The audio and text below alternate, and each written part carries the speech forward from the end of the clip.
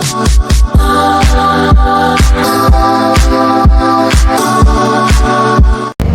everybody, this is Tanya from MapMyStudy. Today we'll be doing an EduClub interview with one of the most renowned personality in education in Ireland, Mr. Barry O'Driscoll, Regional Manager, India and South Asia. Welcome Barry. Can you tell me more about yourself? I'm Barry. I work for Education in Ireland. This is the Irish government brand that promotes Ireland as a location for higher education. So I've been doing this for about 8 years now, focusing for a lot of that time on India and growing the knowledge in India about why Ireland is a location for higher education. Okay. Barry, can you throw some light on why Ireland is becoming a major study abroad destination for Indian students? Sure. So currently in Ireland there are around 40,000 international students at higher education level. So that means undergraduate, postgraduate and PhD. And these students are coming internationally from around 160 countries. So our campuses are very multinational and international. These are students that are looking for a place that has high quality education, an English language country, and a country that has post-study work opportunities that are quite strong. Can students work while they are studying in Ireland?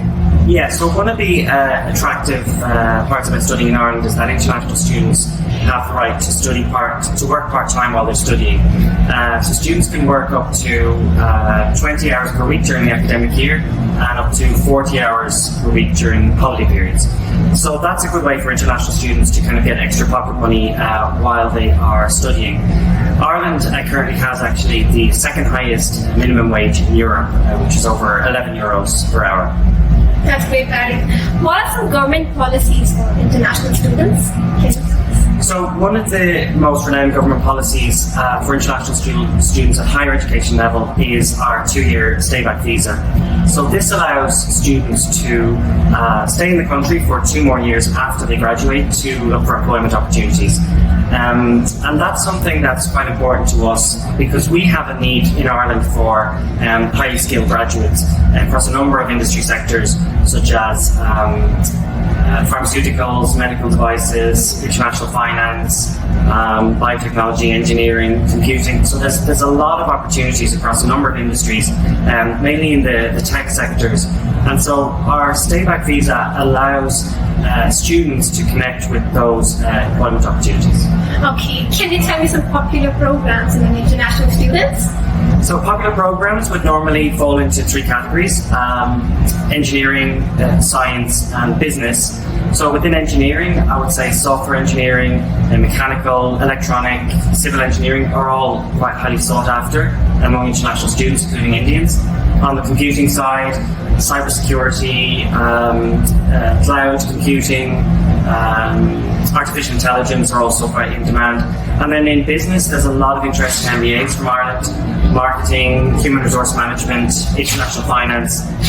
And in addition to that, there are a number of other programs that are seeing a lot more interest. Things like animation, which we actually have a quite thriving animation industry in Ireland. Hospitality, again, hotel management is quite strong in Ireland, and arts and social sciences. This is also a growing area. Okay, right, that's great. So, do you want to visit any city in India, or any do you plan to visit? When we do the roadshows here, we generally go to 5 of the main metro cities: Delhi, Pune, Mumbai, Bangalore, Chennai. One of the cities that we haven't gone yet on the official Education Ireland Roadshow is Kolkata, and I think that is our next target city. I'd love to go there myself. I've heard it's a beautiful city with a lot of great architecture and culture, so I think Kolkata is definitely next on the list. Oh, that's great. Of course, I would want to visit there. Can you tell us if students can avail scholarship in Ireland? So there are scholarships available for students from India. Most of these are offered directly by the higher education institutions institutions themselves. So these would be partial scholarships, so maybe €2,300 in value, or up to maybe 25% tuition waiver. The bigger scheme that we have is the Government of Ireland Scholarships. So this is offered directly by the Irish government. Every year, around 60 scholarships are offered to international students. So it's a competitive process, and it's announced around February time, and the deadline will be in March. So I'd encourage students to research this. All of the information is on HEA.ie, which is the Higher Education Authority. And essentially, this is a fully paid scholarship for 1 year. So the student, whether it's undergrad or postgrad, can have a full fee waiver. So the tuition fee is paid, and in addition to that, there is a stipend for day-to-day living expenses. So, as I said, the website to visit is hea.ie. Very informative. So, do you need an English proficiency test while getting admission in Ireland University or college? Yeah, so English language proficiency is required.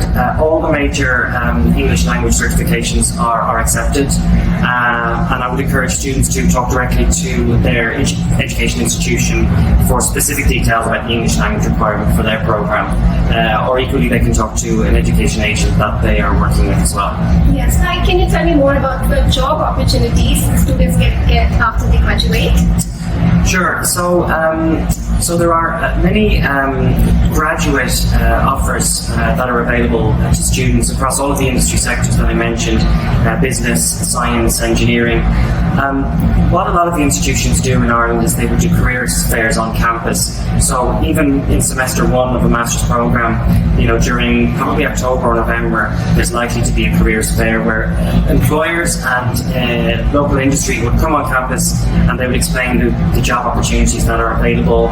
They would explain the application process, and many of the institutions have accommodation advisors that are permanently based on campus. So I'd encourage students to talk directly to the accommodation office and understand what Irish employers are looking for.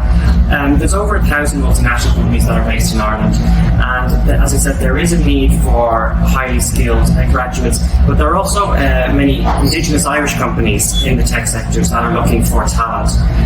So it's all there to be explored, and I think the starting point is the institutions themselves, and definitely look out for the career fairs. Larry, it was a pleasure talking to you, and thank you so much for your valuable time. Thank you so much. Thank you.